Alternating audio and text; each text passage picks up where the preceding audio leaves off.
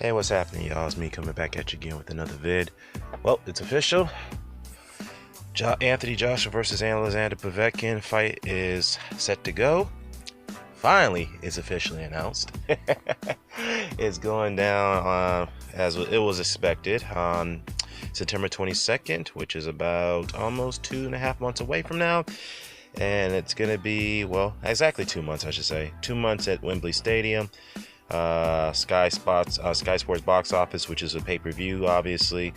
I'm not sure about when the tickets go on sale, but I'm sure it's going to go on sale probably a week after or a few days after the announcement, I would assume, or a day or so. I don't know. I have to go back and check. But a few points I wanted to, some points I wanted to make out about this is that the one point I was worried about is that this fight being taking place in Russia, and of course, Ryan Bensky and their team, they're adamant about have taken this mandated fight by the WBA to a purse bid, so that way they can win it and have things done their way. And as far as their terms and the selection of venue, the location, etc., and other strings attached to the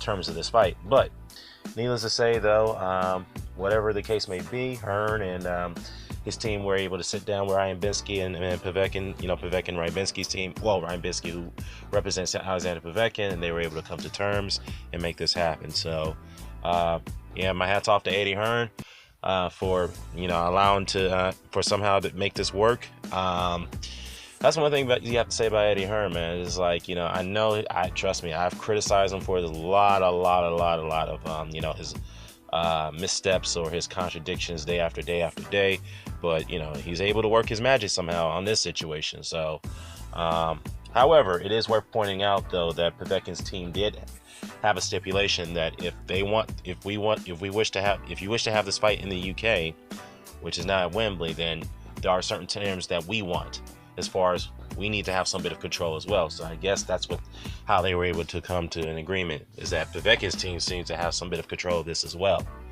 Going back to Ryan Bensky's tweet. So about 3 months ago?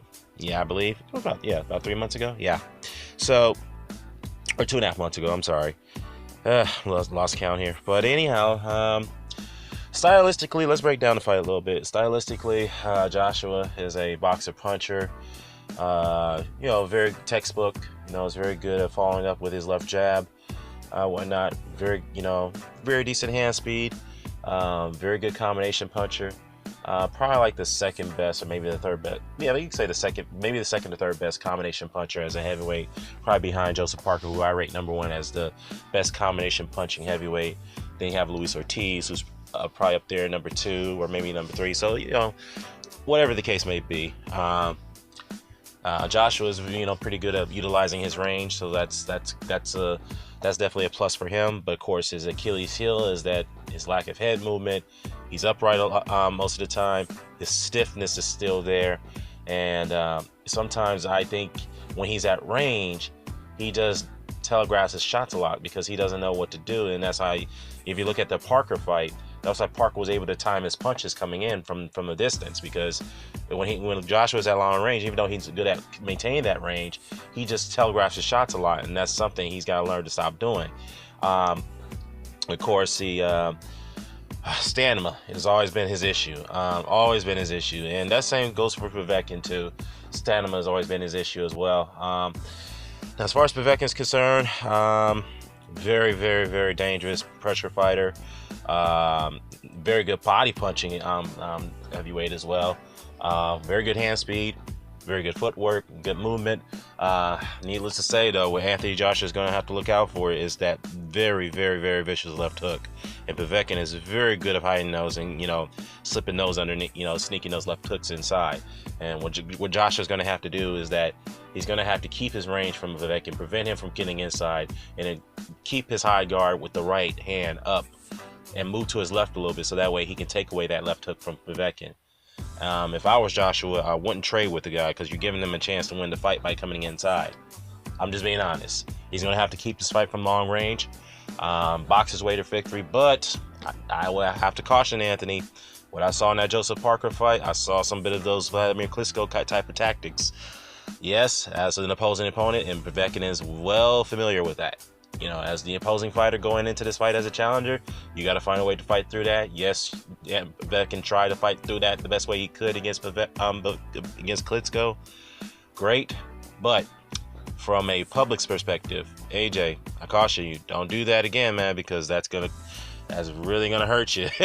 I'm just gonna be honest, because we don't need another Vladimir Klitschko type of style fighter these days. I mean, look, whatever Vladimir Klitschko did, it worked for him. But needless to say, it was subject to ridicule, even though he was a great fighter. But still, that's what I just have to say. Other than that, I am picking Joshua to win it, but I'm not sure he's gonna knock out Povetkin. I'm not sure about it. I mean, if he does, great, but I just think he's gonna win this fight by a decision. But we'll see. We're gonna see how this goes and how this plays out. But other than that, drop your comments below. Let me know what your thoughts about this fight. Who do you see winning this fight? And yeah, that's about it. I'm out. Peace.